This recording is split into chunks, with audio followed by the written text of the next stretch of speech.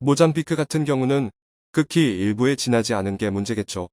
아프리카가 중국과 손을 잡는 건 1대1로도 있겠습니다만 그 와중에 이어지는 이권과 뇌물, 부패, 비리를 끊을 수가 없는 거겠죠.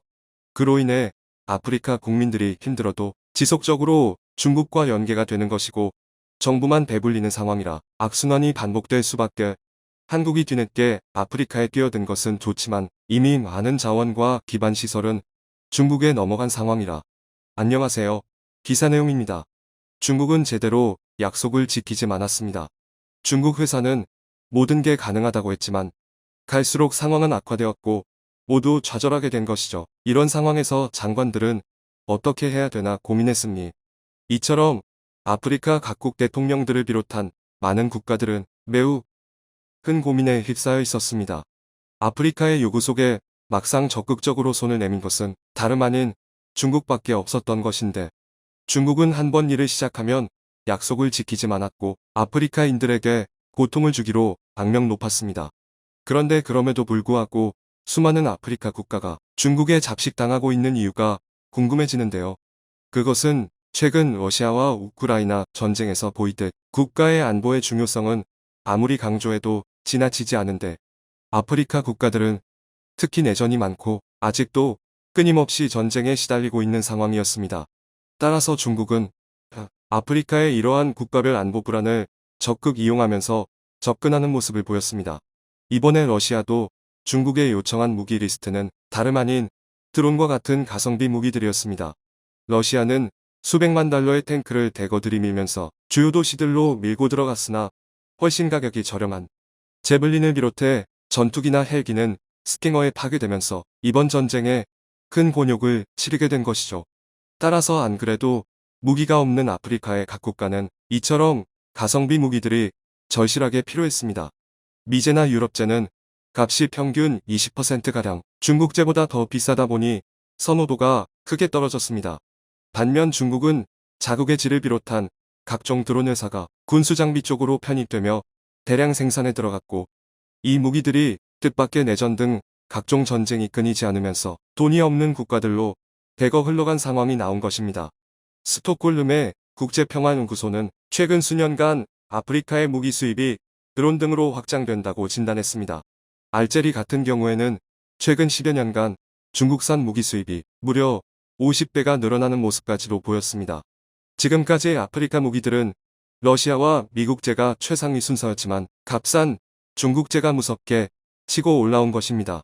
중국의 신화통신에 따르면 미국의 암살자로 불리우는 MQ-1 드론의 16가격밖에 안 하는 중국의 26-2는 사격 명중률도 90% 이상으로 매우 높으며 채공 시간과 속도도 빠르다며 상대적인 우수성을 자랑했습니다.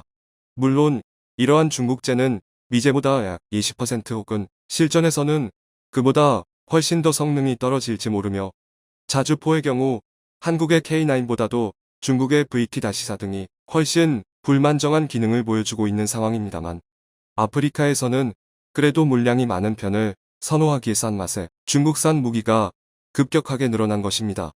중국은 국가의 안보를 거론하면서 아프리카 국가에게 미국보다 성능 좋은 무기를 훨씬 싸게 공급한다 속삭였고 이런 과정에서 무기뿐만이 아니라 이제 아프리카의 인프라까지 패키지로 묶어서 판매하기 시작한 것입니다. 그 결과 국제관계연구소에 따르면 아프리카에서 중국제 무기를 사용하는 국가는 51개국 중 35개국 내외로 크게 늘었습니다. 본래 아프리카는 유럽과 좋든 싫든 과거부터 밀접한 관계가 있었으나 이러한 패러다임이 바뀐 것입니다. 게다가 중국은 아프리카 1대1로 사업을 확장하면서 선진국에 소외된 아프리카를 돕는다며 적극 나섰습니다. 무기만 판매하는 게 아니라 자신들이 가지고 있는 기술로 값싸게 사회를 재건해 준다는 것이었죠. 그들은 아프리카의 터무니없이 부족한 병원을 깨끗한 시설과 함께 신속하게 건설해 준다고 약속했으며 각종 통신시설을 보급하고 아프리카의 후진적 네트워크망을 대대적으로 확장하겠다고 공언했습니다.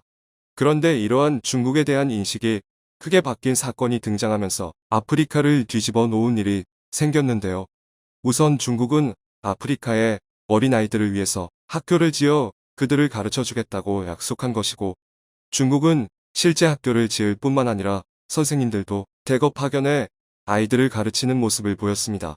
그러나 막상 그 학교에서 벌어지는 일들은 상상을 초월하는 일이 생기고야만 하는데요. 한 아프리카 학교에서는 중국어 선생님의 강의가 이어졌는데 아프리카 언어는 사용할 수 없다는 것입니다. 만약 이 학교에서 중국어를 사용하지 않거나 중국 관련된 지식을 테스트해서 제대로 공부하지 않는다면 학생 등은 교실 밖으로 나가 기마자세로 벌을 받고 중국을 예찬하는 노래를 중국어로 불러야 합니다. 트위터에는 중국 안에서 우리는 모두 한 가족이라는 중국 노래를 부르는 아이들이 발견됐습니다. 다른 것은 몰라도 비영리 사업이라고 알려진 학교에조차 중국이 이렇게 중국 공산당 사상을 강요하면서 중국은 하나라는 개념을 가르치는 것을 보고 아프리카는 물론 전 세계가 분노하는 모습이 이어졌는데요. 그런데 학교가 아닌 다른 이권이 달린 사업 분야에서 중국이 보인 태도는 더욱 상상을 초월했던 것입니다. 최근 2021년에 아프리카에서 자주 등장하는 뉴스는 중국이 진행하고 있는 1대1로 건설 현장에서 중국인 현장 감독이 아프리카인들을 마구잡이로 폭행하고 학대하는 상황이 많다는 뉴스였습니다. 그런데 왜 이렇게 중국인들이 아프리카인들을 함부로 취급하는지 그 이유가 궁금해지는데요. 우선 중국은 기본적으로 건설 현장에서는 중국인들을 동원해서 일을 시키는 게 기본입니다. 아프리카에서 건설을 진행하면 현지인을 고용해 일자리 창출을 하는 게 아니고 중국에 도움이 되도록 중국 현지에서 인원을 데려다 쓰는 것이죠. 그러나 1대1로 사업이 지나치게 팽창이 되다 보니 중국 현지에서 인원 동원도 어려워졌고 2020년부터는 코로나로 인해서 외부로 인원이 들고 나는 것도 어려워 아프리카 현지에서 인원을 고용했습니다. 그러면서 중국 회사들은 이들에게 돈 받았으면 모든 게 된 것이라는 주장을 하며 인간 이하의 취급을 하는 일이 잦아졌고 이것이 아프리카의 사회 문제로 발전해 버린 것입니다. 급기야 한 건설 현장에서는 아프리카의 노동자가 현장 관리소장과 시비가 붙는 모습이 나왔는데요. 한 아프리카 작업반장은 중국인 감독이 무리한 요구를 반복하자 갑자기 대항하며 발로 차버렸습니다. 문제는 이러한 현장에서 중국의 비인간적인 대우뿐 아니라 중국은 아프리카의 무리한 사업을 벌였고 재정이 빈약한 국가의 거대한 도로 항만, 공항 등의 엄청난 프로젝트를 비싼 이자로 진행했습니다. 이들 대부분의 아프리카 국가들은 중국의 자본에 잠식당하면서 중국에 대한 반발이 거세진 것이죠. 바로 이러한 가운데 앞서 등장한 모잠비크의 필리프 뉴지 대통령은 긴급 회의를 갖게 됩니다. 중국의 일을 맡기지 말고 다른 나라를 물색해서 국가 인프라 프로젝트를 진행하자는 안건이었습니다. 특히 모잠비크는 일부 농장에서 중국과 프로젝트를 했지만 중국인부들이 투입됐고 식량을 모두 강탈당한 바 있습니다.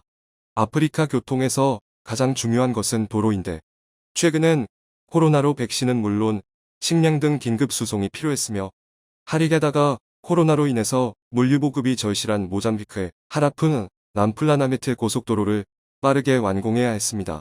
이런 와중에 모잠비크는 기존의 한국과 LNG 협력 등을 해왔던 경험과 한국이 믿을 만한 국가인 것이라는 중론에 전격 중국이 아닌 한국 포스코에 해당 공사를 맡겼으며 이들에게 2020년까지 공사를 완공해 달라고 요구했습니다. 특히 포스코 건설은 아프리카에서 학교를 짓는 등 봉사활동을 수년간 회사로도 잘 알려져 있었습니다. 중국은 학교를 짓고 인민의 반군 노래를 부르도록 강요했지만 한국은 전혀 그러한 모습이 없었습니다. 한국인들이 들어와 학교를 지으면 태권도 사범과 선교단체를 비롯한 자원봉사자들이 지원해 주었고 이는 곧 지역 주민들의 축제가 되었으며 모두가 기뻐하며 축하하는 일이 되었던 것입니다. 그런데 막상 한국에게 현장 감독을 맡기고 일을 시킨 모잠비크 정부는 크게 놀라게 되는 점이 나왔습니다. 물론 한국이 LNG 프로젝트 등 실력 있는 국가인 줄은 알았으나 그것은 한국에서 납품하는 것이었으며 아프리카에서 와서 일할 때는 어떨지 몰랐지만 실제로 아프리카에 들어온 한국인들은 자세가 크게 달랐습니다. 실제 매우 놀라운 일이 일어났는데 한국인들은 공사 기간을 매우 철저하게 지킨다는 점이었습니다. 특히 현지에는 말라리아가 창궐했고 열악한 병원 시설로 소장을 비롯해 직원들이 하나둘 쓰러져 나갔습니다. 그러나 그럼에도 불구하고 포스코 건설은 2020년 8월 그것도 공기까지 줄여서 도로를 완성해낸 것입니다. 현지 직원들은 인터뷰에서 대충하면 대한민국이 욕먹지 않겠느냐고 말했습니다. 모잠비크에 따르면 아프리카에서 그 어느 나라도 도로를 제 시간에 지은 나라는 없었다고 전해집니다. 또한 아프리카 관계자들에 따르면 해당 도로의 지형이 매우 굴곡이 심해서 공사 기간을 옮길 뻔했다면서 한국인들의 성실함이 아니었다면 이렇게 30개월의 공사 기간을 지켜내지 못했을 것이라는 의견인 것입니다. 아프리카의 필리프 뉴지 대통령은 공사가 완공식에서 대한민국에 큰 감사를 표하는 모습을 보였습니다. 그는 아프리카에서의 공사가 얼마나 힘든지 알고 있다. 그런데 한국 포스코는 선진 포장 기법을 도입했고 그들의 저력을 보여줬다. 이런 경우는 아프리카에서 거의 찾아보기가 어렵다라며 감사를 전했습니다. 또한 모잠비크 당국은 해당 도로가 물류에서 매우 중요하고 특히 2020년에는 코로나로 인해서 백신이나 각종 물동량의 이동이 신속하고 정확한 시점에 이루어져야 하는 와중에 이루어진 성과라면서 중국과는 달리 모든 약속을 지킨 한국에게 앞으로 더욱 많은 경제협력을 요청하겠다고 당시 이야기했습니다. 그런데 이 필리프 뉴지 대통령은 이런 것을 말로만 한 게 아니고 작년 11월에 실제 대한민국에 방문했습니다. 작년 12월 거제에서는 모잠비크로 보내는 FLNG 출항식이 열렸는데 이에 전격 참여한 모습인 것입니다. 삼성중공업은 코랄술 FLNG를 인도양으로 출항해 모잠비크 사광구로 이동한다고 밝혔습니다. 알고 보면 모잠비크는 LNG 자원 부국이기 때문에 앞으로 친환경 에너지원이 대세로 흐르는 현 상황에 반드시 협력이 필요한 국가인데 이렇게 한국과 LNG 협력을 하면서 양국의 관계가 더 발전한 것입니다. 이 선박은 매년 340만 톤의 LNG를 생산할 예정이고 이는 한국 1년 소비량의 9% 정도 되는 막대한 양입니다. 특히 이러한 자원부국인 모잠비크는 풍부한 자원을 바탕으로 경제가 살아나 자원부국으로 선순환된다면 중국을 배제하고 한국을 각종 사업 분야에서 더욱더 적극적으로 협력하겠다는 방침을 밝히는 상황이기도 합니다. 중국의 파괴적이고 자기중심적인 사업이 아니라 한국의 성실함으로 그들을 이끌어 낸 것과 다름없는 것입니다. 청중의 일부 의견. 모잠비크 같은 핵심 아프리카 국가를 한국 정부도 최혜국 대우 및 꼬이카 지원과 경제협력을 강화해주세요. 행복한 소식이네요. 포스코가 공사 일을 맞추기 위해 얼마나 힘들게 노력했을지 상상을 해봅니다. 그걸 알아주는 나라와 관계를 맺게 되어 다행요. 미국에서 살고 있는데요. 어딜 가도 전 우리 대한민국이 너무나 자랑스럽고 저 또한 한국인임의 자부심을 느끼며 살아가고 있습니다. 시청해주셔서 감사합니다.